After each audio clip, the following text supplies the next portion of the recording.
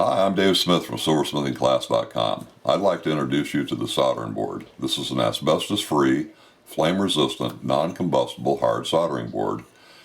It can withstand temperatures up to 927 degrees Celsius or 1700 degrees Fahrenheit. It provides excellent heat reflection and rapid cool down. It's really great for preventing my workbench from catching on fire. It will not flake. It can be sanded, cut, carved, drilled, or shaped for holding parts. It can be used for firing metal clays with a torch or in kilns. This board can be used with pins for locating parts.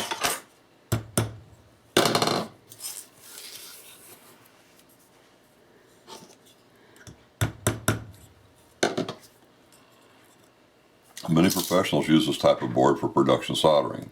This board can be used in kilns for glass fusing and slumping. It works best when it's used with lower temperature projects like when you're soldering aluminum, brass, bronze, and silver.